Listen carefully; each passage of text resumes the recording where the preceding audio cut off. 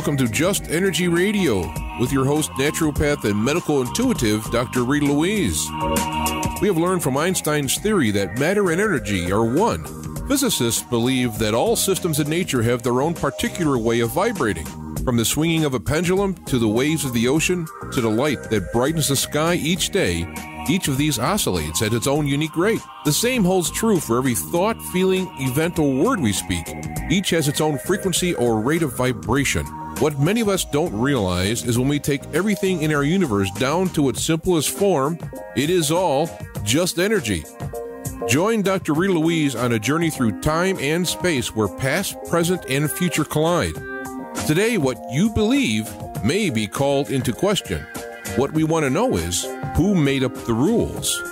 Be brave and step outside the box. We are about to turn our world upside down and venture into the unknown.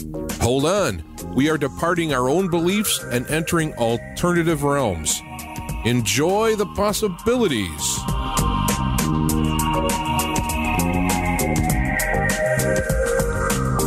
Hello and welcome to Just Energy Radio. I'm your host, Dr. Rita Louise, and thank you all for tuning into the show today. We're going to be having a great show talking about the real history of America. I didn't know that we didn't know what was going on, but I guess we're all going to find out. And to do that, we're going to be speaking with Carl Lehrburger about his new book, The Secrets of Ancient America. You all know that Just Energy Radio is brought to you by soulhealer.com, where you can find out about all the products and services I offer. So if there's stuff going on in your life, give me a call, send me an email, and we can set up a time for a private consultation to sort it all out. But I have a number of different announcements to make. For one, our other sponsor, the Institute of Applied Energetic, has their training programs on sale for the month of April. So if you've been thinking about starting a new career as an energy medicine practitioner, intuitive counselor, or medical intuitive, all of their certification programs are, as I said, on sale right now. So go to www.appliedenergeticsinstitute.com and check it out. And even if that's too much for you, you can always download our Jumpstart Your Intuition program, and that's free. And I like free. Also, and I've talked about this on the show before, my movie Icon, Deconstructing the Archetypes of the Ancients, was available on Amazon Digital Download. Thank you, all the people that have downloaded the movie and have put great comments on Amazon. But we now have it actually in a hard copy, actually on DVD with a case and shrink wrap. It's so pretty. Anyway, so that's available on the soulhealer.com site. And to launch it, we are actually offering a huge special. We have the Icon movie, a copy of my book, Man-Made, The Chronicles of Our Extraterrestrial Gods, and my book, Avoiding the Cosmic 2x4, bundled together at unbelievably low price. So if you've been thinking about getting Icon, for your library, check it out. Get some great savings all through the month of April. Okay, well, that was exciting. Let me tell you a little bit about Carl and get him on the air. Carl Lehrburger is an environmental activist, renewable energy entrepreneur, researcher, and author. He has studied archaeological and sacred sites in the Americas for over 25 years with a focus on the ancient people who came to America long before Columbus. The culmination of his investigations is his book, The Secrets of Ancient America. So please welcome, his webpage is newhistoryofamerica.net, Carl Lehrburger. Hey, Carl, how's it going? Hey, Dr. Rita, it's going great, and it's wonderful to be here, and greetings to Just Energy Radio listeners out there. Well, it is just so nice to have you on, and I'm very excited to find out more about America that's being hidden right in front of our eyes, but under our noses, both of those places. So let's start here. Let's start easy, and then we'll work into the tougher questions. What got you started exploring ancient America? Well, by background, I'm a renewable energy entrepreneur, as you said in your introductions, and in working in biomass utilization and other areas of scientific pursuit, I've taken a very rational and scientific approach to my endeavors in life. Although, like you, and like probably most of your radio listeners, we walk on the edge. But I've tried to bring a very technical overview to presenting a new history of America, to make it credible and to be able to fend off the arguments of the archaeo-priesthood, those that really stand in the way of the new history, and those that seek to reinforce the old history. So when I read Barry Fell's book, America BC, published in 1974 or 1976, but I read it in 1986, I really got excited because Dr. Fell, a microbiologist from Harvard University, presented dozens of very well documented cases of visitations by old world peoples to the New World, including the Celts, the Phoenicians, and many Mediterranean peoples, as well as Indus Valley people. And I couldn't believe it, because I thought I was a pretty well-educated person. And to find out that all this time, and right under my nose, as you pointed out, because I was living in New England at the time, where much of the research that Dr. Fell presented took place, I was just in almost a state of shock to find out that at least 2,000 years ago, the Celtic people of the Iberian Peninsula of Europe had a stronghold and were colonizing, were mining, were mapping the New England part of America. And I was later to find by hooking up with mentors and teachers and authors and really the gurus in the area, that the Celts had expanded westward and had made it into the central parts of the United States and left their mark in stone in Kansas, parts of Oklahoma, Colorado, and many other states. So and we're definitely going to get into all that, because we have 2 hours, 2 whole hours, Carl. As the introduction, how I got into it was by following the little bits of gold that were left by other researchers that came before me, and allowed me to find my way to sites and document them for myself, that in fact Columbus as an explorer was really the last, not the first. And he was, preceded by explorers and colonizers and groups that were fleeing disasters as well as political problems, on both sides of the Atlantic and both sides of the Pacific.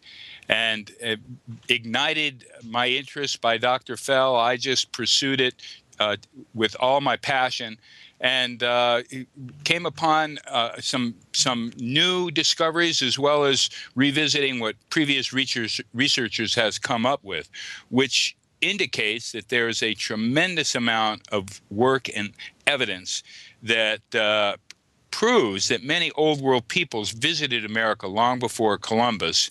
And what's most confounding about all this is that these serious claims of old world contact have been ignored, and in fact have been covered up by the archaeological community. So part of the work in Secrets of Ancient America is not only to address who was here and why they were here, but why we don't know about our history and what's behind this cover-up. Well, and that's a great question, which I'm sure we're going to get into, because I like that kind of stuff. It's kind of like a soap opera, and you get into all the dirt of who's like doing what with who, and it's juicy.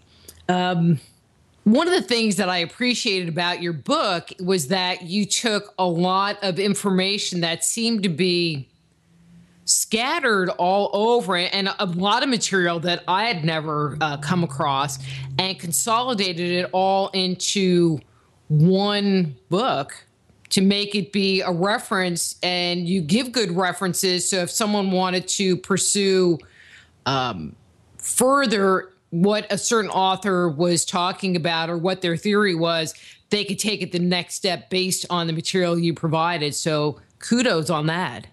Well, thank you. You know, go ahead. If I could just add that as much as I wanted the book to be current, there's so much exciting discoveries that are happening that, you know, it's going to have to be updated almost immediately, because in spite of the work of the archaeopriest community, which includes the archaeologists, to cover up a lot of the evidence of these ancient peoples, it's really the amateur archaeologists and the people that are, you know, impassioned by sacred site work that have really come up with a significant body of research and evidence, and in some cases smoking gun proof that Columbus was last, not first. The part that I think is saddest is that academia does not take someone that does not have a certain pedigree associated with them, and they turn around and say, well, you can't know anything because you don't have this degree or that degree, when people like yourself or myself, even though I don't have a degree in archaeology or anthropology, it's like, I can read, I'm smart, I can put two and two together just as well as anybody else. Well, this is a case where the so-called scientific community doesn't use the scientific method of investigation. And because somebody isn't credentialed, they don't have credibility in the archaeopriesthood community. But it's a contradiction, because if you don't have the go for it and the approval of the archaeopriesthood, you will never get your papers published in graduate school, and you will certainly never get tenure. And this has been one of the big problems for academics who want to pursue the old world connections, that they're really, to a large extent, have been thwarted and in some cases actually kicked out of universities. A great case is a mentor and someone who I featured in the book, Dr. Gunnar Thompson, who wrote American Discovery, which is a really great book that details many aspects of diffusionism. But he's never been given tenure, even though of his being able to graduate as a PhD. And when he was in the archaeology school, they wouldn't allow him to publish his paper on diffusionism, so he had to switch to another department. So this is somewhat indicative that to get past the gatekeepers, you have to toe the archaeopriesthood line.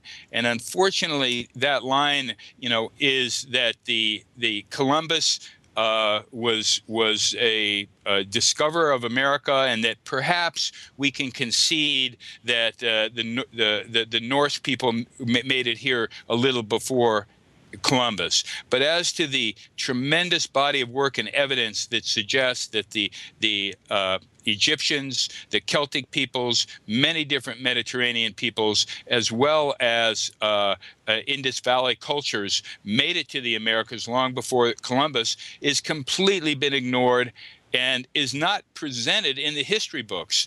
And Dr. Rita, this is the tragedy that, you know, we face here. History, I know, is not the most popular subject, but when you look at the secrets of ancient America, you find that you're not just talking about history, and you're not just talking about archaeology. We're talking about the technologies that the ancients used to get here in terms of the astronomy, the application of astrology, navigation, mineralogy, alchemy. I mean, these were not primitive people. These were very advanced, and I would go so far as to call them magi in some cases, that came to the Americas, and I think we can say in some cases imparted some of their wisdom to the Native Americans at the time. And one thing we can say for sure is that they left their mark in stone, and recording their cosmologies, and in some cases their languages. And I'm just going to make a statement about your comment about history not being popular. history, if you read history books, they're all about invasion, conquest, and wars and power. And to me, that's really boring. It's like you've seen one war, you've seen them all. And I don't need to read about how these people need to exert power. It's not a comfortable feeling. But when you start talking about history from a more cultural, like I have a minor in art history, primitive art and ancient art, you know, it was more about the people. It was more about what they did and their symbolism. And it was people. There were people involved. It wasn't just wars. And I think it's just a very different look at our history than what is taught in schools under the guise of history.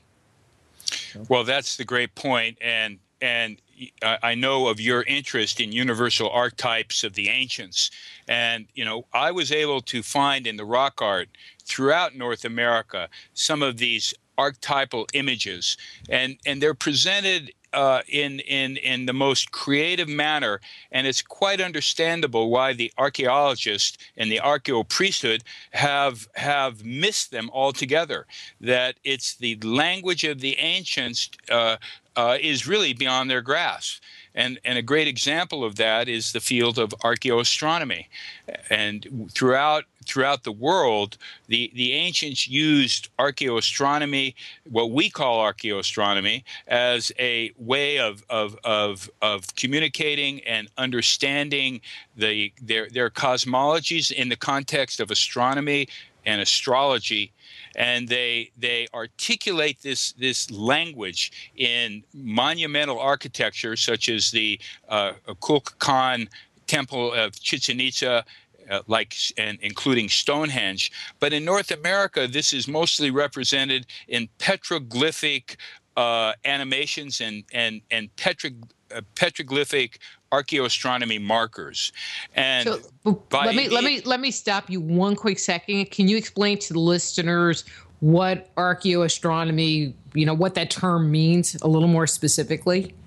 Yes, archaeoastronomy is as I alluded, is really an old science, but today it's a new aspect of archaeology that combines astronomy and archaeology to investigate not only the cultural aspects of ancient peoples, but the timekeeping aspects, and in some cases you would have to say the ability of the ancients to put their rituals into play in light shows. And by light shows, I mean the use of light and shadow on petroglyphs that are calibrated for specific days of the year. So that, as an example, an archaeologist looking at a petroglyph might want to make a judgment about it. But if he were to go on the equinox and look at that petroglyph, he might find there's a whole other dimension where the ancients were able to place that petroglyph so that a light and shadow art form would strike that petroglyph, designating a certain day to celebrate, or a certain aspect of their religion to pray to. So the archaeoastronomy really is a kind of a new way of interpreting ancient wisdom that has been encoded into ancient monuments, as well as many ancient petroglyph sites. And I must add that this is almost a universal art form that is not just seated in the Americas by Old World peoples, but has been in use by the ancient Americans and their ancestors for thousands of years. And some of the most famous archaeoastronomy in North America can be found in Chaco Canyon in New Mexico. But the point is that the ancients had a language of communicating, of recording time, and of presenting their mythologies. And this is best understood through archaeoastronomy. Would you say that when you look at the petroglyphs and the relationship to time, I'm trying to like formulate this question, and the relationship to time, is there a story that goes with it? And I'm just trying to think of something like Easter. You know, this is Easter weekend. So we know from the Christian narrative, you know, that there's the Last Supper, and then there's, you know, Jesus gets whipped, and then he gets hung on the cross, and on Sunday he raises from the dead. And so if you're in the Christian tradition, you know that story. And so, you know, it's tied to Easter. And so in those traditions, when you have these conjunctions that are happening, are there stories, or do you believe that there are stories that are illuminated because of that time crossing? Absolutely. And really, that's the point. And I've documented a dozen of these very sacred days that are celebrated by the ancients. And these sacred days include the two solstices around December 21st and around June 21st. In particular, the two equinoxes, which occur around March 21st and September 21st. And then the four sacred cross-quarter days, which are the days between the equinoxes and the solstices, which include Beltana, as it's called in the Celtic religion, and that is celebrated around early May and has come down to us in the form of May Day, and also Lunasa, which is the harvest festival in August that takes place in early August. Now, you brought a great example of celebration in mentioning Easter, but the ancients were most prone to celebrate the equinoxes, and one of the best examples of not only a depiction of a celebration, but an actual moving light show or a heliolithic animation where the moving light over the petroglyphs tells a story, occurs in the panhandle of Oklahoma. And it doesn't involve the Christian religion, but it is by an earlier religion known as Mithraism, that celebrates the sun god Mithra. And in this particular cave, known as Anubis Caves, on the equinox, as the sun is setting, there's an image of a sun god in a very elaborate petroglyphic panel. And in addition to the sun god, there's a canine petroglyph that has a staff coming out of its back. And this canine has been associated with the Egyptian god of the dead, or god of the night, Anubis.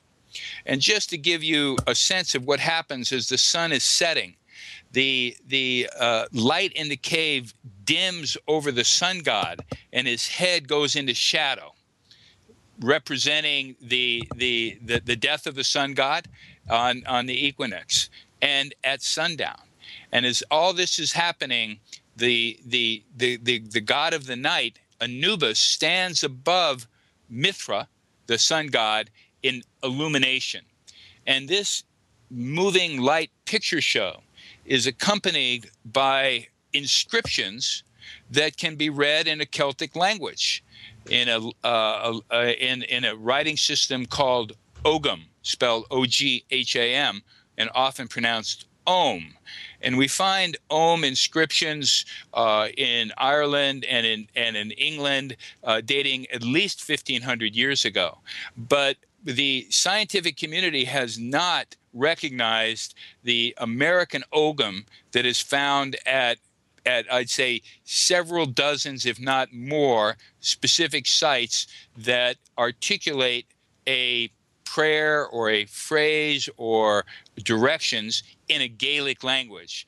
And in the case of Anubis Caves, where we have this light show showing the sun god going into shadow on the day of the equinox, the Ogham inscriptions that can be read in Gaelic are invoking the onlookers to pray for the god Bel, B-E-L, another sun god, and invoking Grian, G-R-I-A-N, another manifestation of the sun god. So not only do we have the actual petroglyphs that describe the sun god, and in the case of Anubis Caves, Dr. Rita, I would say that it's not just the masculine that's presented, but we find feminine deities as well, including a Sheila Nagig petroglyph, which is a very distinctive Celtic petroglyph, and a controversial image of Epona, the goddess of the hunt. But these images are inscribed in stone and are accompanied by Ogham inscriptions that can be read in Gaelic. And why the priest community won't come down and investigate these, which to me are clear proof, smoking gun evidence that the Celts made it to Oklahoma, and they inscribed in these caves a description of their cosmology, of their deities, and provided a Mithraeum, if you will, a temple for Mithras in Oklahoma. And this is just one of many different examples of how the ancients used archaeoastronomy in the New World, and to pay homage to their deities and to record that they were here. I wasn't planning on asking this till later, but I'm going to ask this now because it just has my curiosity. In order to plot where the figures are going to be, wouldn't you need to be in a location for at least one equinox prior or several equinoxes so that you could make sure that the alignment of where the petroglyph is going or lines up? I don't think you would have to, but that's a great question. But I think that typically that's probably how it was done. But my own personal opinion is that they had different techniques to see to know when the equinoxes and the solstices were about to occur, and that they were very, very astute and very quick on their feet, so that they could be out there a day or two in advance, see how the shadows are playing, maybe use chalk or some type of a chalky material to designate where it's going to strike. Now, what they've recorded in the rock art, although they're calendrical, these are not the devices and the methods that they use to determine when the equinox and the solstice and the cross quarter days were. They had other devices and methods and calendar counting to do this, so that it wasn't dependent upon that. And once calculated, or that the equinox was going to be in 2 days or in 3 days, they were able to start looking at how these shadows would line up. I would say this, and this is one of the most amazing things for an amateur astronomer like myself to see at these sites, is how precise the timekeeping aspects of it are. And in the case of, as an example, the Anubis Cave animation that I described, and I talk about this in the book, there's a little sun petroglyph that shows a 4-year cycle of the sun that kind of goes back and forth over 4 years, and it's a very, very minor movement of the sun over a 4-year period. And this 4-year cycle is recorded in the petroglyph, so you could actually see the cycle work. So these were not arbitrary. These were extremely specific, and not only were the timekeeping aspects of it very specific, but the artwork and the depiction of the goddesses and the images are so precise. Of the thousands of petroglyphs that I've seen, I rarely ever see any mistakes. These ancient people that were pecking these glyphs were masters. And, you know, today we have pens with erasers, and we have pencils with erasers. You just don't find mistakes out there in the field. And that, you know, gives me more belief that these were master magi's. They were not only connected to the cosmos, but they had tools and capabilities in their both right brain and left brain that have really sit dormant in many cases in the modern humans. Two comments. First is, it always amazes me looking at all of the carving in Egypt. I mean, they are raised carvings and they're perfect. I mean, I know if it was me carving it, this guy might be missing part of an arm, and something would definitely be misspelled because it would just be me. But they're not. They're pristine.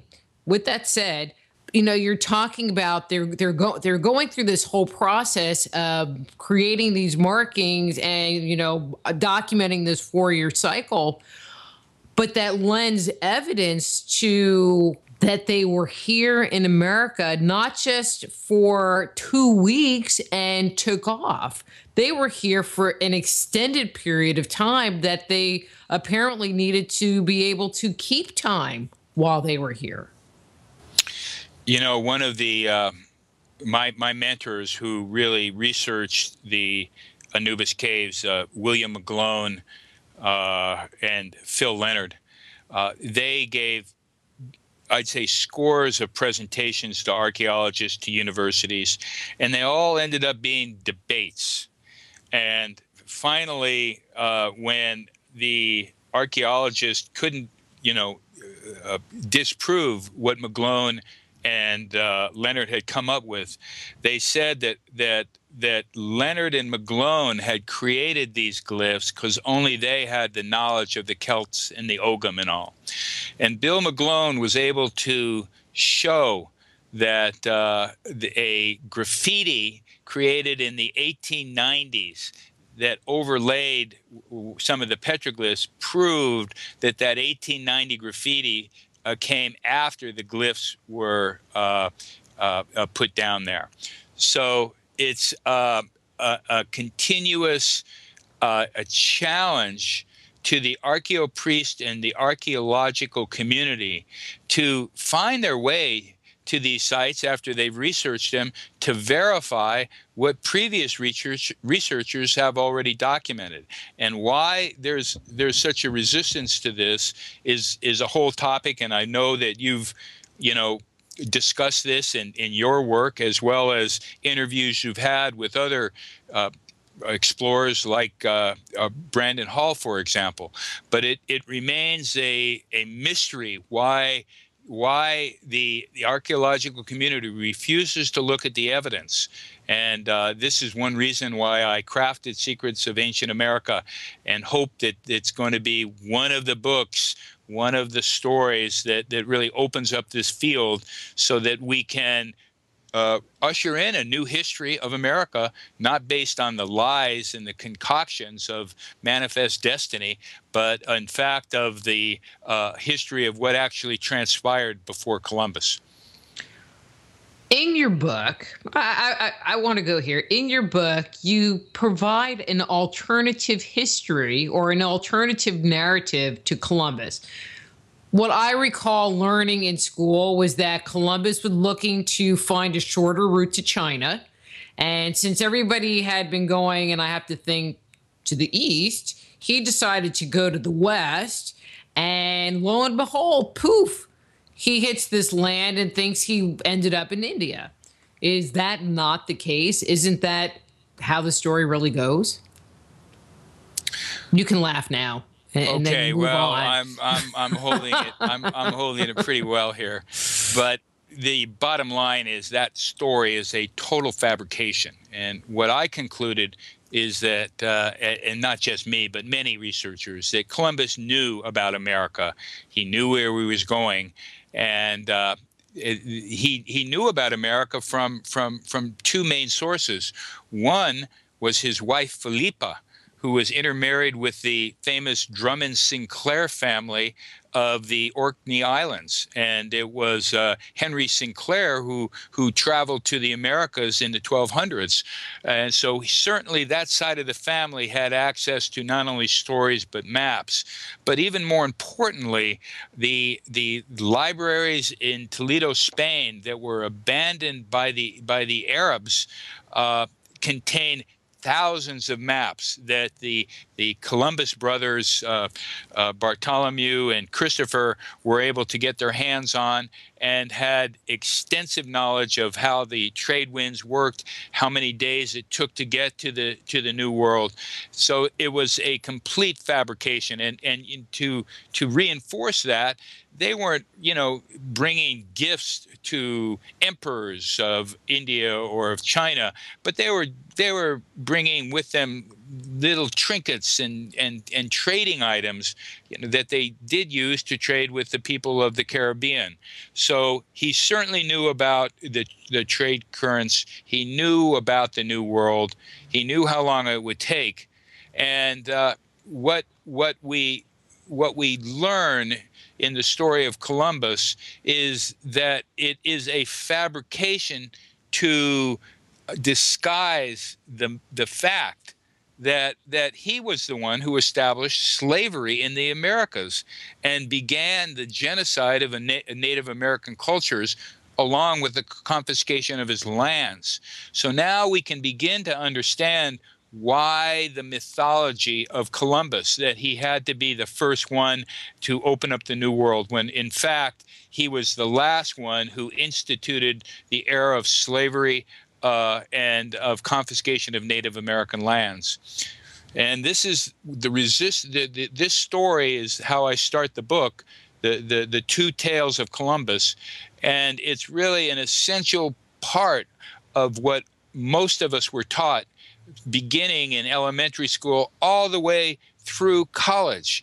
And when we talk about a new history, and when we talk about amnesia that we seem to, as a world, be in, we have to, as Americans, start with this mythology of Columbus to really get our heads on straight, so we can really look back and see what happened before we ask the question, why was the history being covered up? Question. Who do you think fabricated it? And do you believe that there was a general knowledge of the Americas, continent, island, whatever, to the west, by people like Queen Isabella and King Ferdinand or other sailors? I mean, was there a general knowledge and understanding at the time of Columbus? Or was that kind of a little secret thing he was working on? Any thoughts? Yes, and that's a great question. And I've concluded that for the last couple of thousands of years, humanity has, in some aspects, devolved. And specifically, at the time of Columbus, I would say there wasn't. It was more. We were coming out of the Dark Ages then, and most of the history books had been destroyed. So there was not, at least in the West, a comprehensive understanding that there was a new world, although there was a significant amount of evidence. So I don't think that the monarchies really knew. They were in a state of ignorance. But before then, at the times when we were talking about the Celts, and before the Celts, the Minoans, and a period of time that goes back to the copper mining in the Americas many thousands and thousands of years ago, it was generally known that there was a new world, and it was called by different names in different cultures. And we have maps of the globe showing South America and North America, and these maps are documented in the book. So at various times, people knew more or less about the New World. In ancient times, the Phoenicians were really the masters merchants of the sea. And as an example, while many people, for example, Hebrews and Egyptians, they knew of the New World, but they may or may not have had the navigation and the ability of the Marines shipping to come to America. And certainly the Phoenicians were not going to share that. So there were certainly secrets about how to get to America and perhaps even where it was. But in ancient times, it was generally known throughout much of our history. But with the coming of the church and the Dark Ages, we in the West lost so much of our history and so much of our knowledge. That's why Columbus, uncovering the Arab maps from the city, the abandoned libraries in the city of Toledo, was able to have the benefit of what the Arabs and not only Arabs but other cultures knew at the time, that the Earth was round, that there was a new world given different names, and that it could be reached using the trade winds. So as we kind of entered into the Dark Ages, it was a very dark time for the West, and I think we have a collective memory loss, a failure to remember our history. And so, Columbus was able to pull the smoking of mirrors with King Ferdinand and Queen Isabella about his mission. But clearly, at the heart of his mission was to obtain gold and riches. And so he had to be able to give enough breadcrumbs to the monarchies to convince them that he was worthy of being funded and had a shot at bringing back gold. I think that's interesting, because that would make the assumption that they sort of thought there was gold or something out there to go get. Because when you think about, Marco Polo and trips to the East, things that they brought back that you heard about were silks and spices and more commodities, not gold. It's incredible to think that 1,500 years and further back than Columbus, Mediterranean cultures, as well as the Celts on the Iberian Peninsula and the Phoenicians of the Mediterranean, had regular merchant marines and sailing to the Americas for mostly copper mining. And this copper trade went on for millennium. And as many... Why do they think that cultures like the Phoenicians and any of them did not have the capability of transatlantic travel?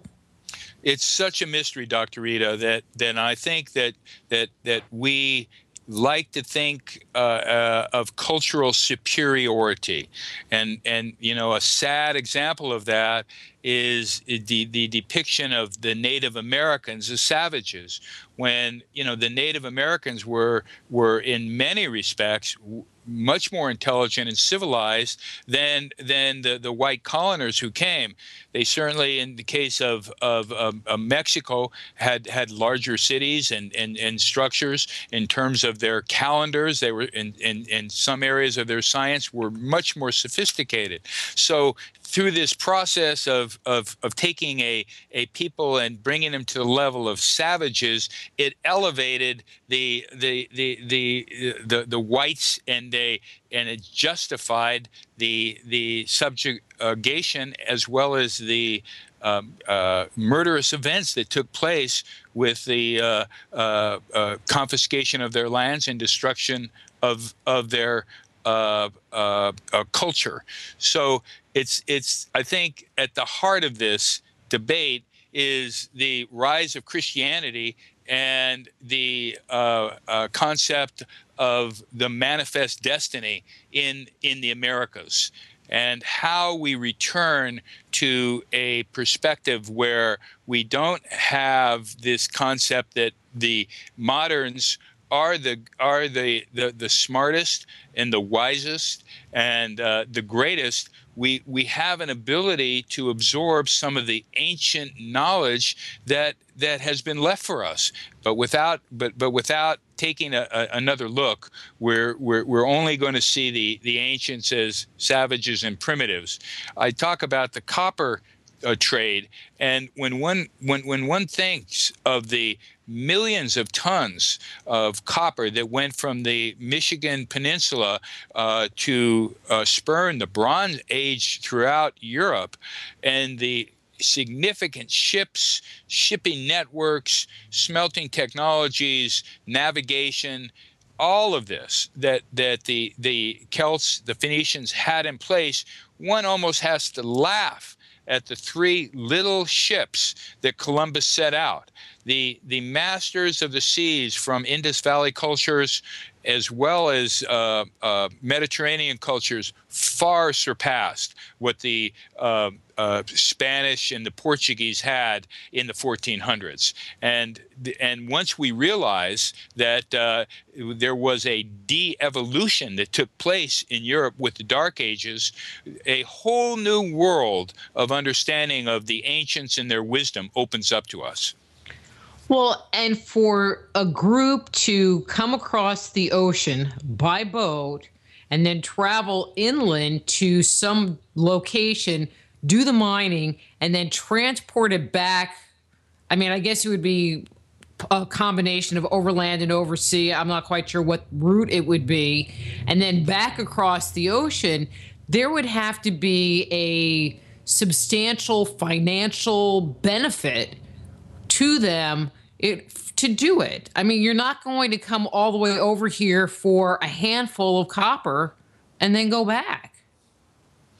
It was high risk, but it was very lucrative. And in the case of the transatlantic travelers, we can certainly look at the copper mining in Michigan, as well as mining and the furs and other locations on the eastern seaboard. Coming from the Pacific and landing in what is now known as California and in Mexico, clearly the rich gold and silver deposits were used and to create wealth for city states as well as rulers. And you can imagine how much gold and silver there was in the California, before the 49ers. 1849 arrived. It was, and they were able to tap the gold on the surface as well as the deposits that came to the ground, and they were very abundant. So we have to realize that before Columbus sent his three dinky little ships, across the Atlantic into the Caribbean, that the ancient mariners, including the Phoenicians, the Celts, and Indus Valley cultures, were sailing the Pacific and the Atlantic for thousands of years in ships 10 times as big, holding hundreds of people that were able to come over here, including potentially horses and elephants. And we even find petroglyphs of elephants in Nevada, in some of North America's oldest petroglyph sites. No way. Elephants? Yes, in Grimes Point, Nevada. And they were recorded. These petroglyphs were probably recorded by ancestors to the Native Americans, and it's part of the record that these ancient travelers didn't lead, but were recorded by the ancient Americans of them being here. The smoking gun evidence in my book comes from the rock art left by these travelers in ancient writing systems depicting ancient deities. But certainly we see a diffusion of many of these old world symbols and characters in Native American art. And there's just literally hundreds of examples of symbols that have come from the old world and found their way in the new world. And these include over 20 major and significant glyphs that Dr. Gunnar Thompson documented coming from Asia that ended up in Mesoamerica. And they include symbols like the swastika from India that end up in many native groups, including the Pueblos. So part of the history and documentation of diffusionism includes the symbols used by these old world people that have been adapted by the ancestors to Native Americans and have been integrated into their cosmologies and into their symbolism. And it's not just the symbols like a swastika, but in some specific tribes, we find evidence of these old world languages that are embedded in the language of Native Americans. And most recently, with the advances in DNA, we're now discovering that the DNA and genetic codes found in some Native American tribes, including some bands of Cherokees, goes back to the Middle East. So more and more we're seeing how these people made it to the Americas and left their marks not only in stone and not only in the rock art and in some cases the words used by Native Americans, but actually in the DNA of some Native Americans. Well, and it brings me back to my point. If you're going to be documenting solar events or lunar events in rock art, it would infer that you are going to be at a location for more than a couple of weeks or 6 months, that you needed to keep track of that time. And so it would make more sense that their cosmology, that their lifestyle, that their DNA would become integrated into the native population just because they were there for a while. How long that while was, we don't really know, but, more than 2 weeks. It's not just one group and one, exploration. But we really need to take the blinders off and take a fresh look and imagine the many different groups over different time frames that came to the Americas. And in some cases, as we've talked about, they came for riches, gold and silver. In some cases, in the case of the Celts, I believe they came here to colonize. But in other cases, true to modern America, there were peoples that were escaping political chaos. There were groups that were escaping climatic changes. And the New World was really a place where you can come and get started again. And was melting pot. We're able to create beautiful monuments and pieces of art in around South America, in other places in the world. And then you start looking at indigenous cultures, not even just in the Americas, and you look at the petroglyphic art, and they're really bad artists. What is with that? I'm going to just have to ask you to repeat that question. I missed some of it. Okay. What I said is, when you look at artwork around the world, there is beautiful art that comes from a multitude of different time periods throughout our history. But when you look at petroglyph art, it seems like it's a 2-year-old drawing. Do you know if there was a reason why the level of artisanship or craftsmanship? I mean, if there are Egyptians coming and they're documenting something on a wall, why couldn't they get someone with good artisanship to do it? Why do we find just kind of bad art? Well, it's very hard to generalize, is what I've discovered. And that, that we have to make the point that 99.9999% of rock art or petroglyphs in North America were made by Native Americans or the ancestors to Native Americans. It's only a very, very small percentage of petroglyphs or rock art or inscriptions that were made by Old World travelers. So these several dozen or perhaps several scores of excellent sites where they have Old World inscriptions are very rare. We have to remember that carving into rocks is not an easy thing. And even though we believe they had, metal tools, it doesn't make the task any really easier compared to drawings and some of we would say the sophisticated art of cultures like the Egyptians and the Chinese. These travelers had come across to the Americas with very little in the way of artifacts, and they didn't have a lot of resources. So a lot of what they were doing was on the fly. And so we don't have, like an artist that's complete job of an ancient group of doing rock art. Now, that's not the case with Native Americans, who clearly had shamans or other members of the tribe that were very specialized in this.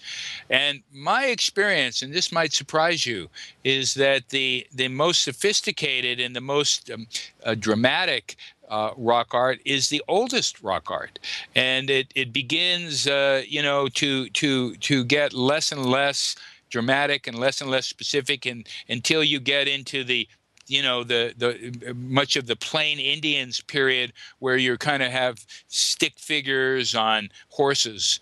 And so we not only lose some of the artistic qualities, but most importantly, we lose the cosmological qualities. What we find in a lot of this rock art are encoded alchemy and encoded astronomy, and the symbols that were used were very specific to minerals, to mining, to astrology, to astronomy. So as some of the rock art advances in the America, much of this wisdom is lost. There's a word for that. It's called hermetic drift. That is, that at one time the symbol that perhaps could have come from across the Pacific or the Atlantic, like the swastika, had a very specific meaning. But as ancestors to the Native Americans copied it from generation to generation, they maintained the symbol, but some of the meaning was lost through hermetic drift. So that by the time you get to the most recent petroglyphs and pictoglyphs made with painting as opposed to rock carving, a lot of that wisdom seems to have been lost. But I have to tell you that the wisdom is still there. And this last cross quarter day, I was at a native. We need to go to break. Okay. We need to go to break. Sound okay? You bet.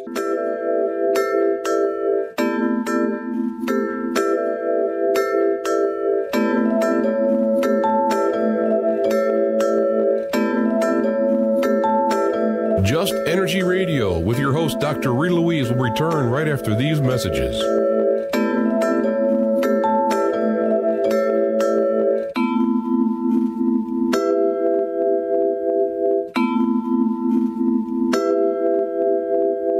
You're listening to IRN, the Inception Radio Network, Chicago, Illinois.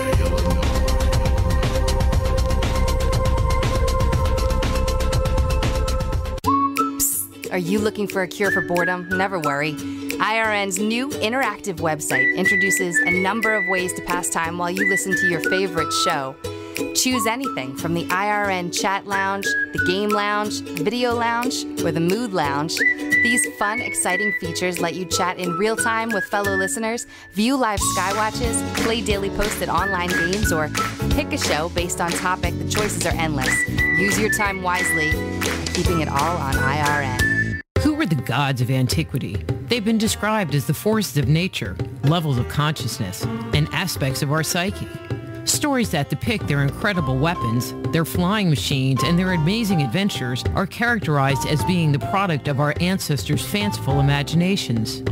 But what if the tales of the gods are true? Did the writers, chroniclers, and scribes of our distant past actually document a realistic view of our origin? My latest book, Man-Made: The Chronicles of Our Extraterrestrial Gods, looks at our most ancient legends. Learn of the torrid romances, elaborate plots, violent scandals, and conspiracies that played out in antiquity. Find out the role the gods played in the life and culture we have today. If you want to find out the truth of who we are and where we come from, order your copy of Man-Made today.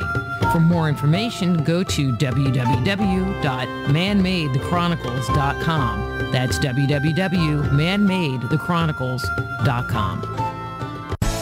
Hello, Inception Radio Network listeners. This is Amanda. Remember, you can take your Inception Radio shows on the go. Just download the Inception Radio Network app for your iPhone, iPad, or Android smartphones and access live shows, past shows, guest lineups, and much more. Just visit the iTunes Store or the Google Play Marketplace and download it today for free.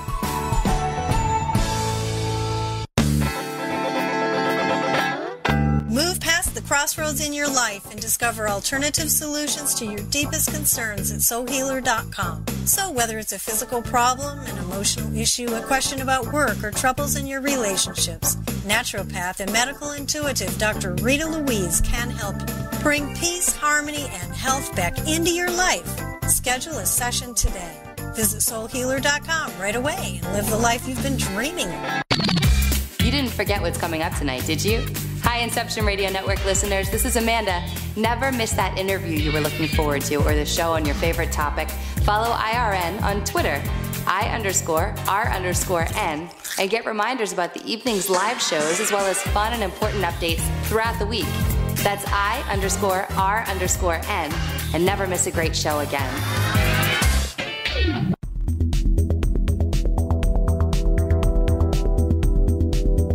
We only have a couple of seconds before we have to get back to the show, and I want to tell you how you can jumpstart your intuition today. Using my free 50-page introductory guide filled with simple, revolutionary, and proven techniques, you can ignite your intuition and tap into your inner wisdom, all from the comfort of your own home. The Institute of Applied Energetics is the leader in online home study instruction for those interested in becoming a certified medical intuitive, intuitive counselor, or energy medicine practitioner. Now is the time to transform your life and take it to a completely new level. Discover who you are and how you work. Open the door to the world of intuition, health, and healing. You can jumpstart your intuition right away by going to www.appliedenergeticsinstitute.com and downloading our free guide. Get the opportunity of a lifetime and live the life you deserve. Download your free Jumpstart Your Intuition guide today at www.appliedenergeticsinstitute.com and begin living a life filled with passion and purpose.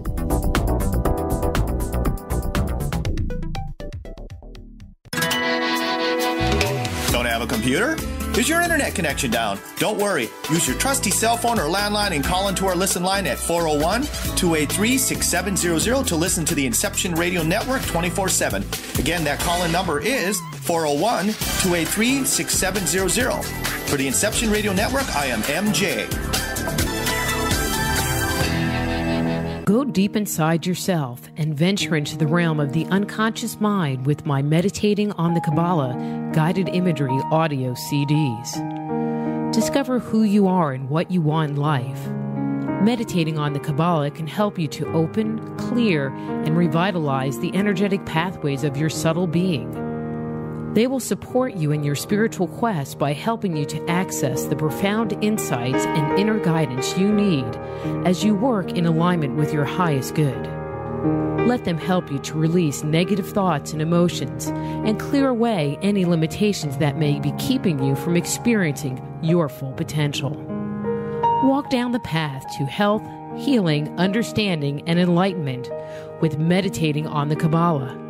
Order your copy today at www.soulhealer.com. That's right, that's www.soulhealer.com.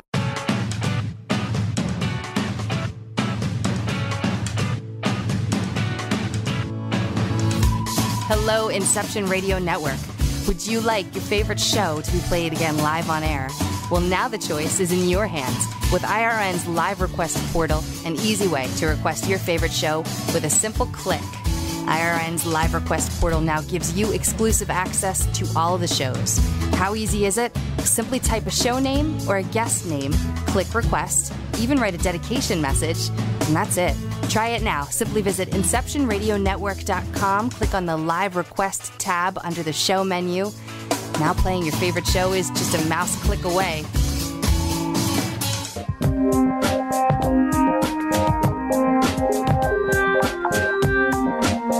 And now back to Just Energy Radio with Dr. Rita Louise.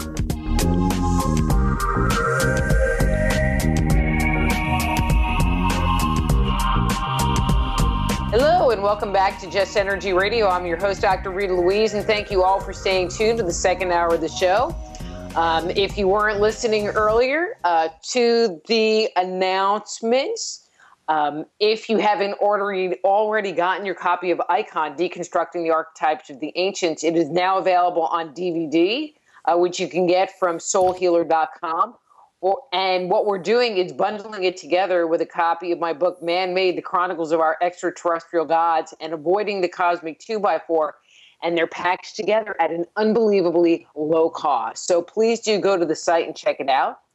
Also, the Institute of Applied Energetics, that's www.appliedenergeticsinstitute.com, has their training programs on sale. So if you are thinking about a new career as a medical intuitive counselor, or energy medicine practitioner, check it out because it might be the training you've been looking for. We've been here talking to Carl Lehrburger about his book, The Secrets of Ancient America. His webpage is newhistoryofamerica.net. Hey, Carl, how's it going? It's going great. We had a little break, and we're getting ready to pick it up again. That's right. Before the break, you were mentioning a number of different cultures that have come to the Americas, and one of that you have mentioned the most was the Celts. And I have to tell you, I was interviewing Hugh Newman. They were doing the Megalomythomania conference in New England, and I'm like, why do it in New England? He goes, because there's a bunch of megalithic sites there. And I'm like, get out of town. I mean, I grew up in New York. I never heard about it. I have to live in Texas to find out something that apparently is down the street from my sister. Anyway, in America, all right, so the Celts and that part of the northern part of the UK, one of the things we find are like dolmen and standing stones and other structures like that. Do we find things like that that would be typified by that culture in the Americas? Well, there's a rich history in America of many groups coming to the New World, if you will. And in my discussions with people, I often ask them, what's your ancestry?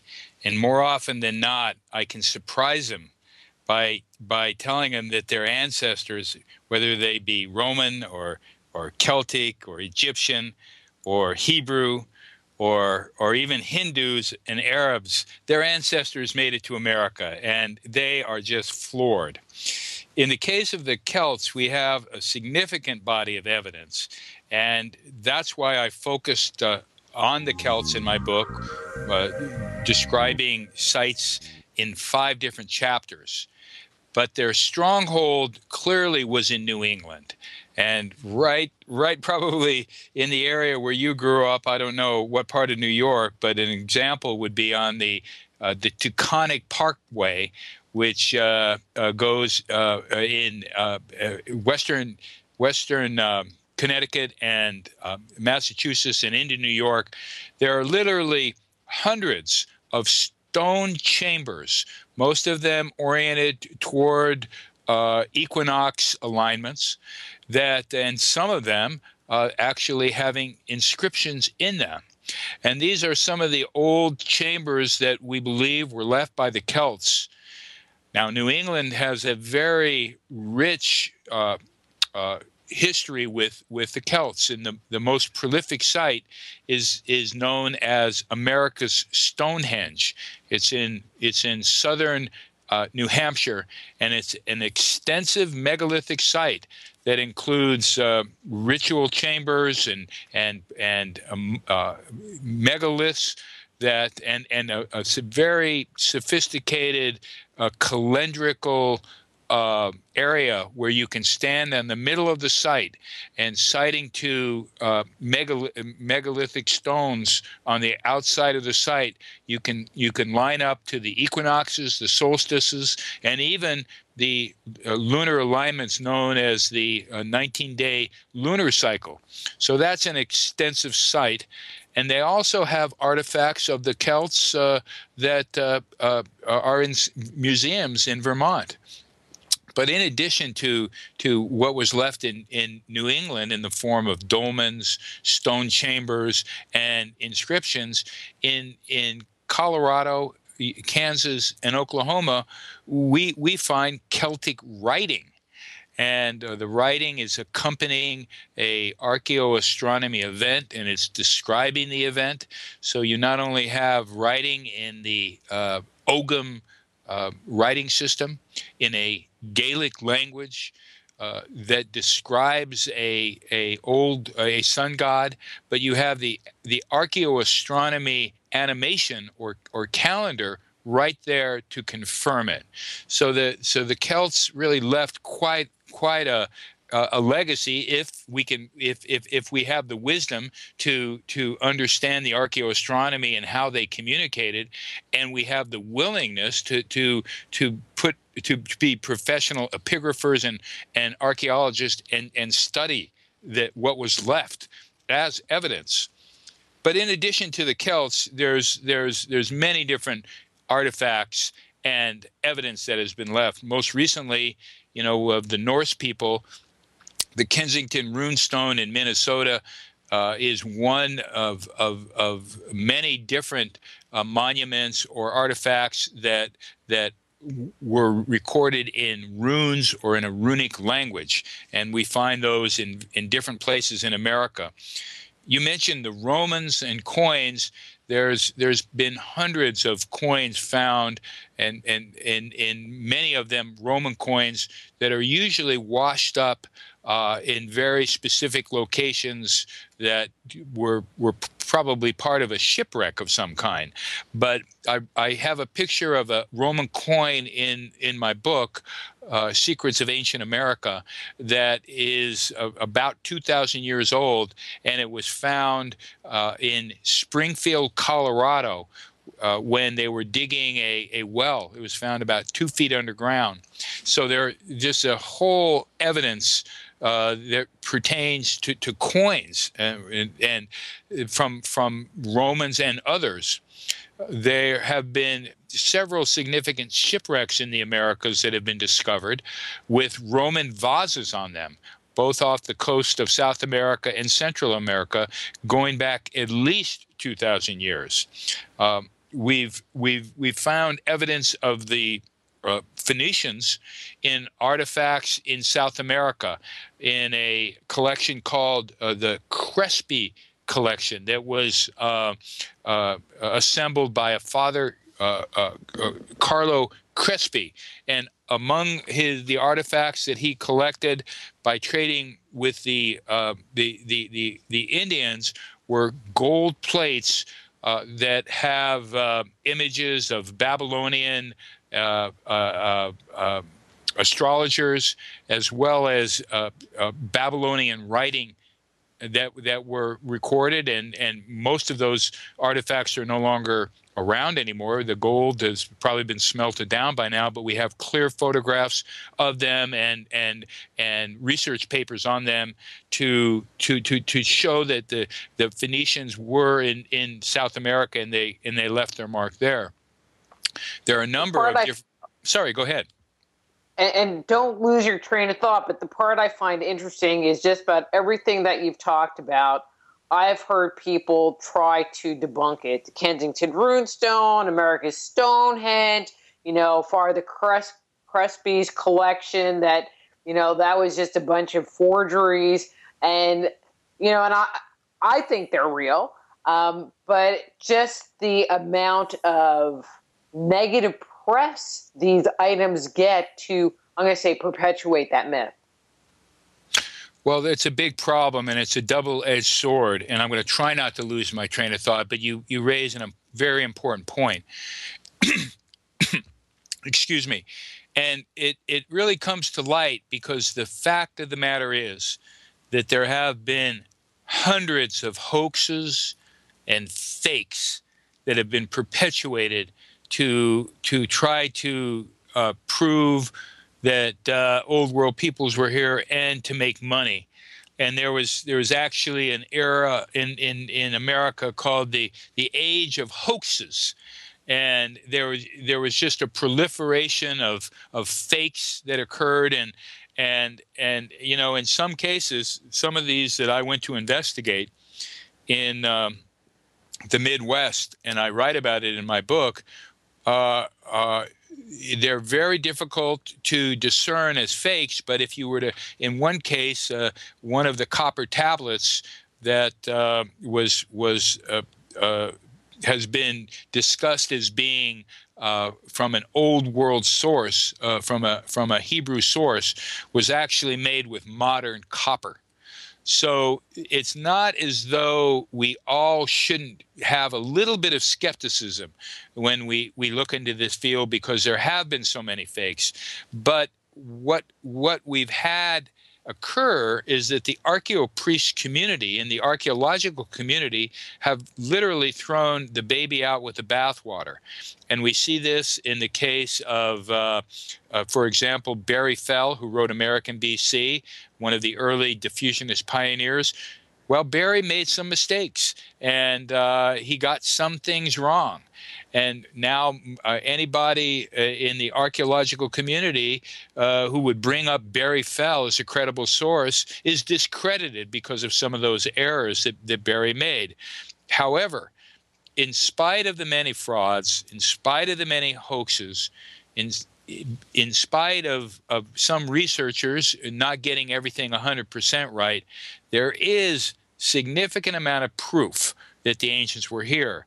And I focus on the Celts because they left their writing, in Gaelic, that accompany the petroglyphs, as well as other evidence such as coins and artifacts that we have. But other cultures left their mark in inscriptions as well. A later day group of Romans from about 750 AD to about 900 AD settled in an area in Arizona known as Calais. And we know about the city of Calais because they left their story in lead crosses and written in Latin. And these inscriptions describe an aggressive group of Romans that actually we can say Roman Jews, because they had, in addition to the Latin writing and very heavily early Christianity orientation, they had a lot of Hebrew symbols, as well as representations of the Ten Commandments with Hebrew writing. And these artifacts are housed. There's 32 artifacts, a handful of them these lead crosses, but there were other religious artifacts that are housed in a museum in Tucson, but they're not on display. So that we have a great a story there of Romans and Hebrews in America, as well as documentation of Hindu people in California and Nevada have coming across here.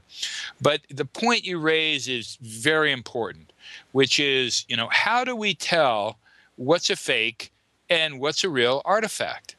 And at the end of the day, until we can get the National Geographic archaeologist, the university anthropologist, the Smithsonian to open up their records, until we can get the status quo to investigate these claims and verify it, we're going to be continuing to have the new history of America on your show instead of in the history books that our kids and grandkids are learning. So part of what is necessary to really get to the truth of the matter is that we have to have legitimate archaeologists do legitimate studies, and that has to a large extent not been forthcoming. And part of the reason for that is that the gatekeepers have not allowed a diffusionist perspective in academia. And until that happens, our new history is going to be underground, and the old history is going to be the paradigm. And people are going to, in America, are going to continue to celebrate Columbus Day, not realizing they're really celebrating the genocide of the Native American people.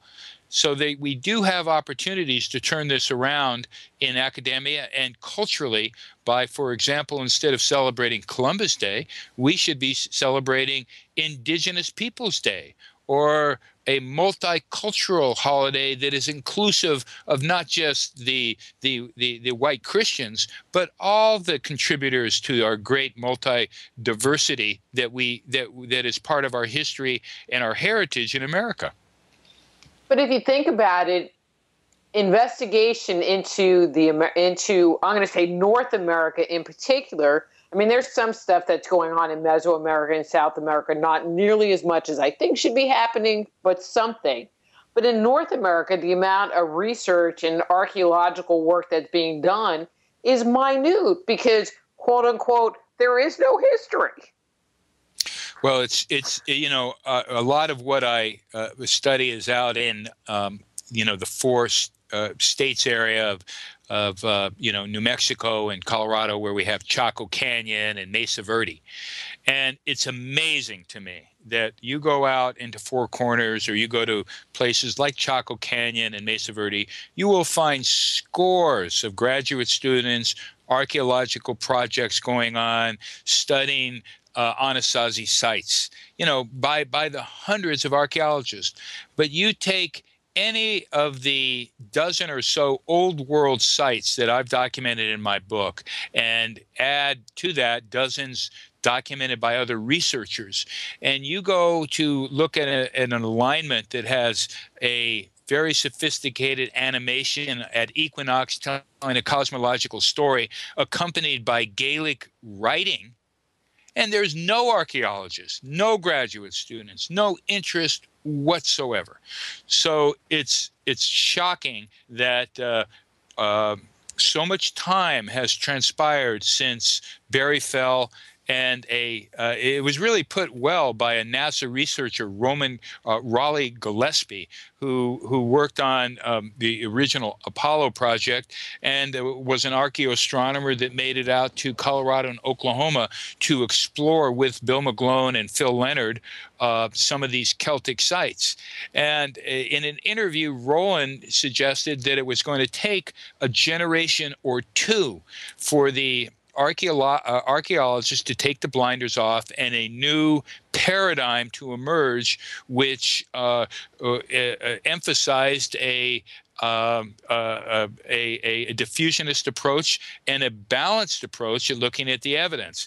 Unfortunately, and I say this, it's really tragic, Raleigh Gillespie seemed to have had it wrong. It wasn't one or two generations, but it's taking 3 and 4 generations for us to realize that the Columbus story is a myth, that he was last, not first, that ancient cultures from around the world made it to the Americas, North America, Central America, and South America for thousands of years, in some cases leaving their mark in stone, in other cases leaving their symbols that have been adapted by the ancestors to the Native Americans, in addition to symbols, language, and the DNA. So we still have a lot of work to do, Dr. Rita. Mm-hmm. Well, I mean, you're definitely just kind of opening up a giant can of worms. But I think it's an important can of worms to be opening up.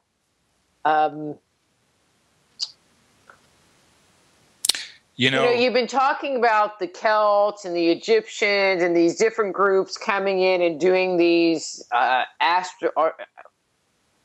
astrological astronomy calendars with the petroglyphs.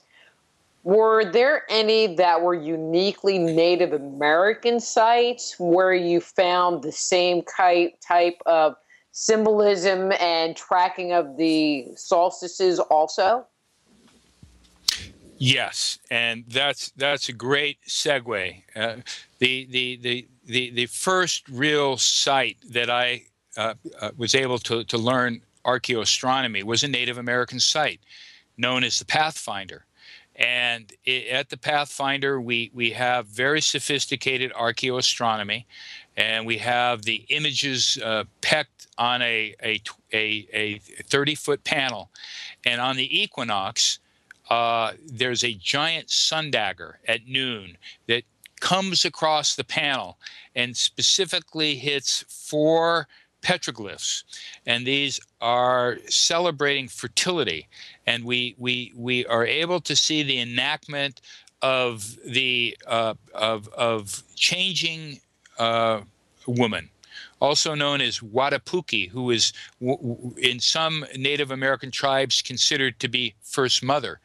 And in this depiction of Wadapuki, or First Mother, we see the point of the sun in the form of a sun dagger coming and striking her and impregnating her, which is consistent with the mythology that the sun impregnated First Mother, who gave birth to the hero twins. So we see this very sophisticated archaeoastronomy, light and shadow interplay on petroglyphs that kind of create a moving image telling the story of First Mother. So most of, as I've said before, most of the petroglyphs, nearly all the petroglyphs in North America are Native American. And the Native Americans have in their cosmology, these same universal archetypes that we see played out by other cultures and in other locations throughout the world. So I described the death of the sun god in Oklahoma in a Mithraic context left by Celts, but in nearby Colorado we have the Pathfinder site where the ancestors to the Native Americans depicted the fertilization of Wadapuki First Mother in a very graphic and a very using fertility symbols to describe not only the myth of Wadapuki, but these images and these petroglyph panels were used to teach the young. So you can imagine that the old wise mothers and the shamans would take the young boys and girls in their puberty up to these sacred sites, and as the sun is rising in the sky and a light beam begins to interplay with the petroglyphs of Wadapuki, they're able to tell the story of the birds and the bees that we just never were able to tell very well in in our society. They were able to talk about the cosmology of Father Sun impregnating Mother Earth, and from that, you know, the tribe comes into being, and then there's the story of the dragon slayer and all the stories that follow. So yes, the Native Americans did a lot of encoding using archaeoastronomy, and they left a lot of their wisdom, and I would argue some of it coming from these ancient old world travelers, but certainly we don't want to say that that was the source of the Native American religions, but we certainly see some inspiration there, and in some cases we see a continuity of the fertility symbols, of the travels of the sun god, and most importantly, and the most important symbol that we see is the serpent. The serpent of consciousness is the most important ancient symbol that we find both in Native American art and in the old world peoples who left their mark. And I would argue that when one investigates rock art and one really tries to understand what it is that they're talking about in a general sense, the theme is consciousness. The theme is awakening. The theme is the cycles of nature and the emergence of consciousness. So we find the theme of the serpent throughout Native American art and throughout Native American monuments, including the serpent mounds. But these were not just Native American. We also find them coming from other cultures. An example of this is a petroglyph site in California that is significantly older than the Celtic sites of several millennium. But what seems to be a trans-Pacific Ocean petroglyph site made by Indus Valley cultures has a Heliolithic animation or equinox light show that depicts a light serpent engulfing an egg that's positioned between 4 concentric circles. So as the sun rises, a light serpent or a light dagger moves across the panel, and its open fanged mouth fits perfectly in this petroglyphic egg or disc, only on the equinox. Now, this is the same theme that we have at America's largest earthwork that we know of, the Serpent Mound, which is a giant serpent that has a disc in its mouth. So we can really begin to see that the universal symbols that we see in rock art were not just from the Native Americans, or not just from Celts coming from the Atlantic or from Indus Valley people, but they're universal symbols that were a shared language of the ancients that we're just beginning to uncover now. Yay! I've been beating that wagon for a while. Okay, so I have to play a little bit devil's advocate here. You know, you're talking about these alignments, and the serpent moves, and it engulfs the egg just at the equinox. But couldn't it just be a coincidence? Couldn't it just be that you're kind of adding something on to a very innocent number of little scratches in a rock? Well, I've done my best in the book to pick the most compelling evidence that circumvents that potential argument that it was coincidental, they were just scratching. And I would go back and repeat what I said before. These are very, very specific. And in some cases, these alignments have counter marks. So they show 3 days before the equinox, 2 days before the equinox, 1 day before the equinox, the day of the equinox, 1 day after the equinox. So there's no possibility with these counting marks and a full light show on the equinox, that it was random. Now, that's not to say that there's a lot of coincidences that perhaps occur. And it's not to say that there is some random elements at work. However, the science of archaeoastronomy sets out to document the science behind it. We can say 100% for sure that this particular alignment at Anubis Cave, or this particular alignment at the Pathfinder site in Colorado, or a particular alignment at Crack Cave in Colorado, are very precise chronometers. They are not random. It's not guesstimate. We can prove it, and we can prove it in addition to the chronometers working like sundials. But we can find Gaelic inscriptions that describe the event. Now, once we establish the fact that these are archaeoastronomy events, the precise calendar keepers, chronometers, then the question becomes, okay, who did it and why? Well, now we get into an area which is not quite as scientific. And as an example, I was talking about Pathfinder and the Pathfinder depicting First Mother Awatapuki. Well, we can prove that the Pathfinder is a very precise equinox animation and a very precise equinox solar marker. And we can prove that beyond a doubt. But we can't prove that the animation is telling the story of Watapuki and First Mother. So there's interpretations there, and that's why we're trying to get cultural anthropologists to that site to verify what we think is happening.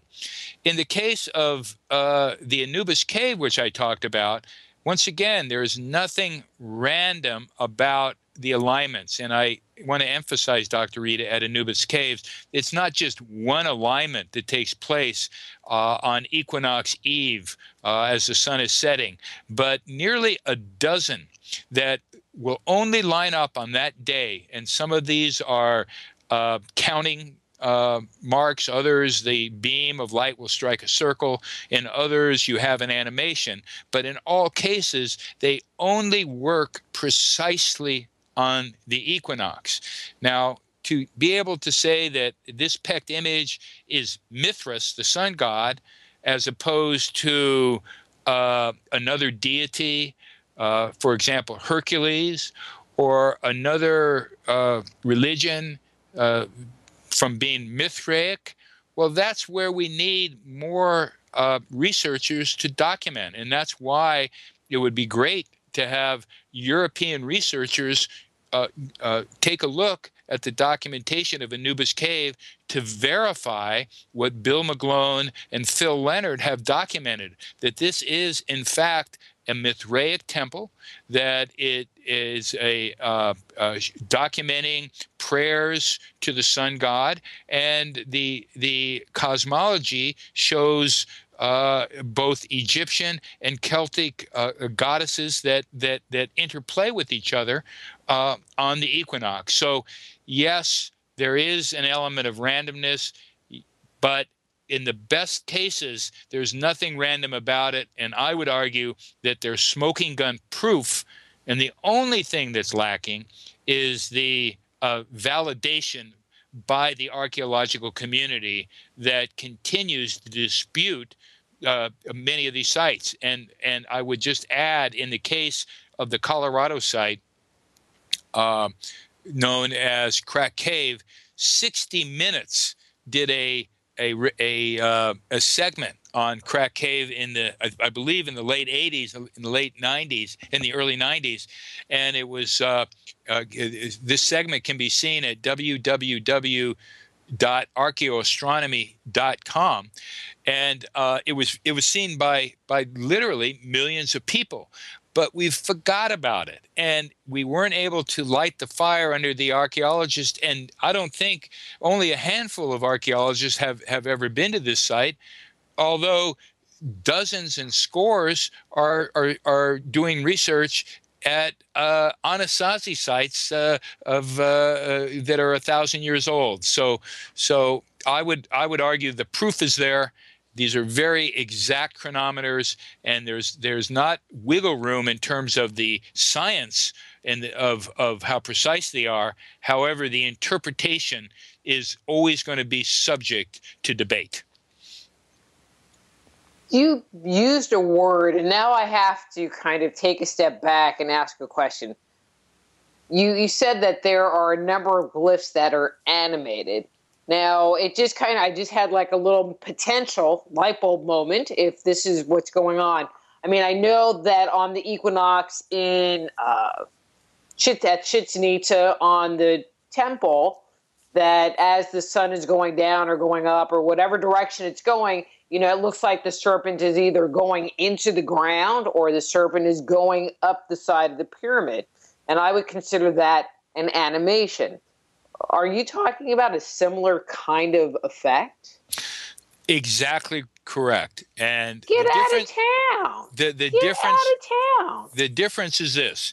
Chichen Itza and Stonehenge and Newgrange, perhaps, are monumental. In other words, embedded in the architecture of these monuments is the archaeoastronomy. And you will, in the case of Newgrange, you'll have the in Ireland, you'll have the sunlight on winter solstice sunrise go through this long chamber and strike a petroglyph on the wall. However, with the exception of America's Stonehenge in southern New Hampshire that I talked about earlier, which is clearly megalithic and employs archaeoastronomy, most of what we see in North America is petroglyphic archaeoastronomy. And the animation you refer to is the interplay of the light and the shadow that move on a petroglyph. So you have a two-dimensional petroglyph, and on a very intentional day, the light and shadow interplay with it to create an animation. And we find the most sophisticated that I've seen have been some of these old world sites in Colorado and Oklahoma, but in California. However, they also include more recent Native American sites that are the Native Americans and the ancestors are the carriers of this archaeoastronomy wisdom, and that allow us to really peer into the cosmology and the beliefs of the ancients that left these stories and left them in stone for us and our children to recognize their wisdom and their beliefs. So it's an amazing art form that is consistent with the universal symbols that we find throughout the ancient world. And here in North America, much of that wisdom is encoded in the rocks, and we just need the patience and opening up of the records to decipher them in a much more universally acceptable way. But I would think if these petroglyphs, quote unquote, came to life during very specific times of the year, they would be considered magical as well, which takes it even to a different level of understanding and relationship that the people would have with them. These events are ecstatic events, Dr. Rita. When you are at a petroglyph site that celebrates the equinox or a cross-quarter day, and most of these, it takes quite a bit of time and resources to get to, and you set yourself up and you're waiting for the sun to come up or you're waiting for the sun to come down, and over half an hour or 45 minutes, you see a light dagger form and begin to move, or you see a triangle begin to form on top of the vulva of a feminine petroglyph, or you see some type of rising of the light of a sun symbol. It is a near ecstatic experience that to not only witness something like that take place, but to have a personal connection with the creator of that, and where we can say, I acknowledge your wisdom and thank you for sharing and preserving your wisdom for my children. And so when we can get to that point of reading the petroglyphs, understanding the petroglyphs, that they were not just meant for the people who created them, and they aren't just there for explorers and avid researchers to uncover and study, but these petroglyphs are there for our children to help tell the story of humanity and what was covered up and why. I'm looking at the clock. We have a little over 10 minutes. I'll just say 10 minutes. Because I wanted to cover one other topic that I think is important, and that's the mounds, the giant mounds. You mentioned the serpent mound in North America. Are the builders of the mounds being reevaluated? I mean, a lot of people say that the Native Americans built them. You ask the Native Americans, they say they didn't build them. They were already there. In light of all of these new cultural groups that are being uncovered in the Americas, do you think there's any connection with the mounds and these cultural groups? Or do you think it was just somebody completely different? Well, like the case of the Native Americans, it's almost, from my vantage point, impossible to generalize. It really is. Because we have so many different groups coming in over so many different times, and then we have the intermingling with Native Americans, and then we have the Native American culture themselves. So the question of who built the mounds, I think we almost have to be specific, because there are tens of thousands of mounds. Now, the controversy over who are the mound builders in modern times was really brought to an end by the creators of the Smithsonian Institute. And the early research into the mounds was undertaken by Thomas. His name was Cyrus Thomas of the Smithsonian, who worked with John Wesley Powell. And even though they uncovered instances of European artifacts in the mounds, Thomas was to write, and this is a paraphrase, concerning the artifacts of European origin, we will not speak of these. That's almost a paraphrase, and I talk about it in the book. So even the professional archaeologists were coming up with artifacts that indicated that it wasn't just Native Americans.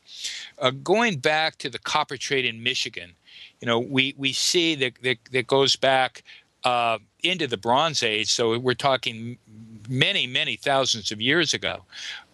We see a very vibrant merchant groups coming in here, and mining groups with literally hundreds of boats, thousands of workers, and over time. And part of the transportation network from Michigan included the Mississippi River. And one can imagine that much of that copper was loaded on boats that went down the Mississippi, and perhaps Poverty Point in Louisiana was served as a terminus for copper coming from Michigan, but also as a welcome center for those new travelers coming from Europe and coming from the Mediterranean.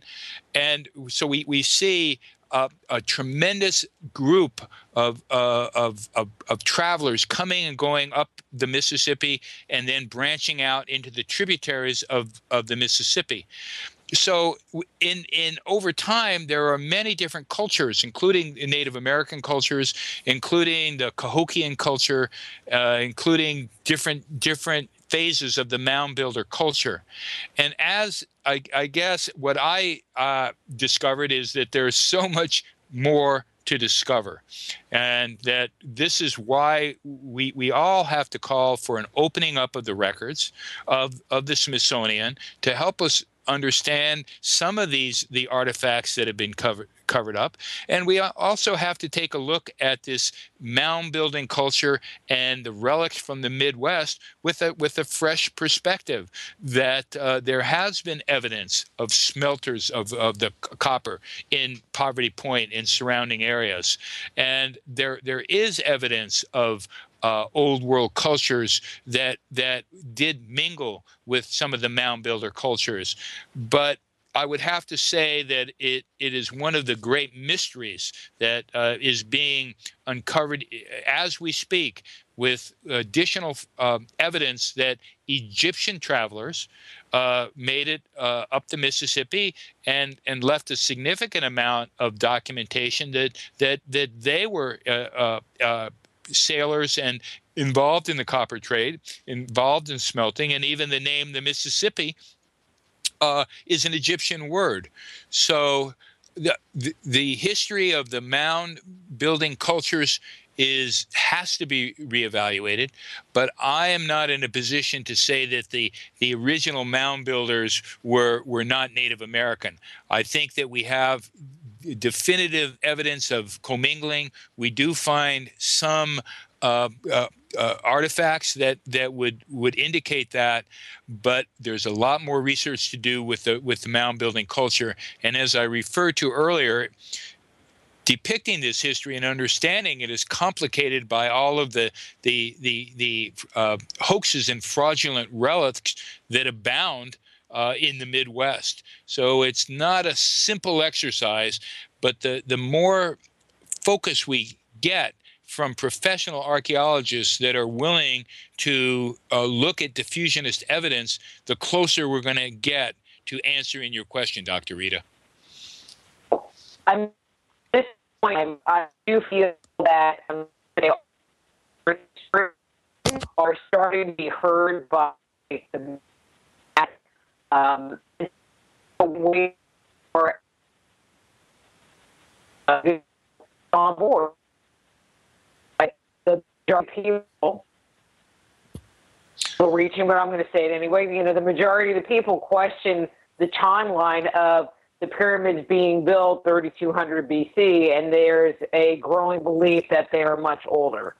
And so, but if we wait for academia to catch up with that belief, you know, I think I'll be dead by then. So why hang everything on academia? Well, you know, this is a great radio show, and I think that you know, there's a very receptive audience, and the underground radio networks.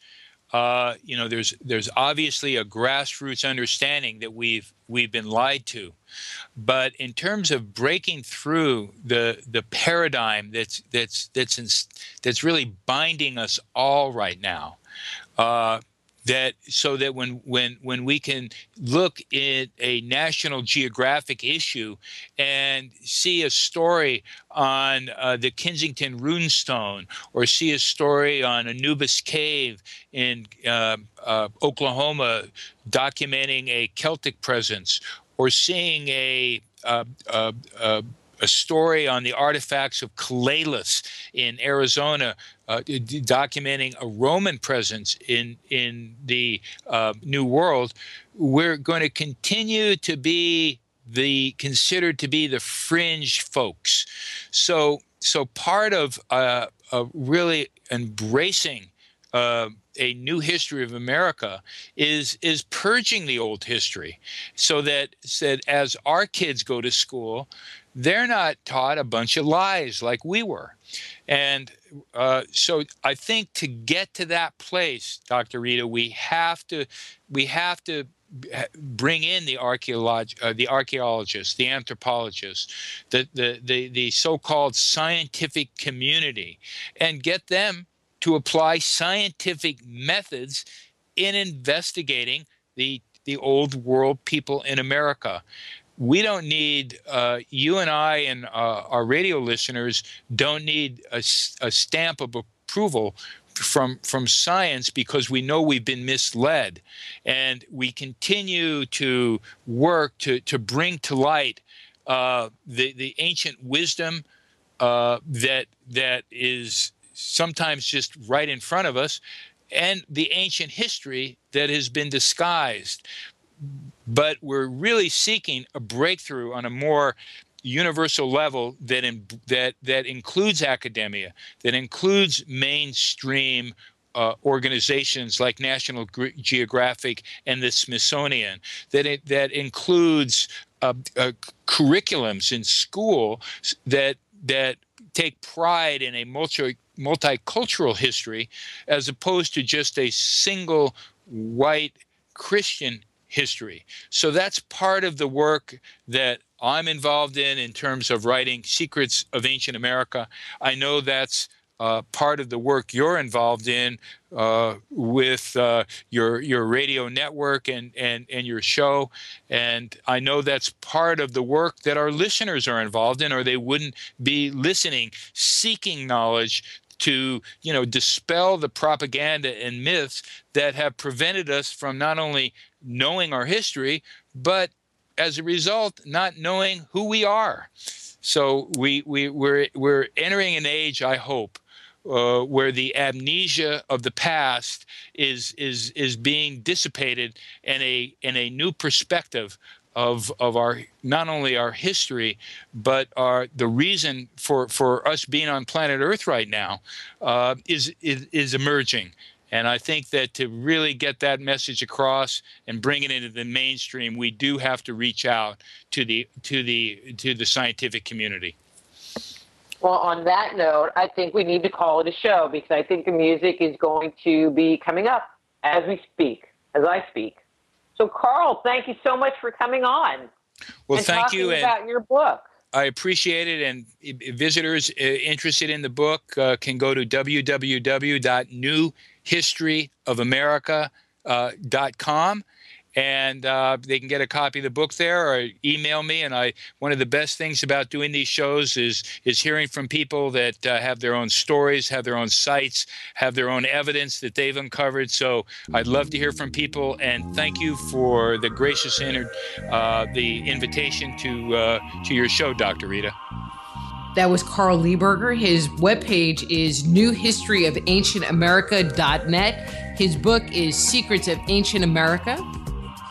And next week, we're going to be speaking to Mary Rodwell and Ray Hernandez about experiencers, UFO-related ET contact. And in the second hour with Robert Davis about UFOs. Should I believe? Until next time, I'm Dr. Rita Louise. This is Just Energy Radio. Be blessed.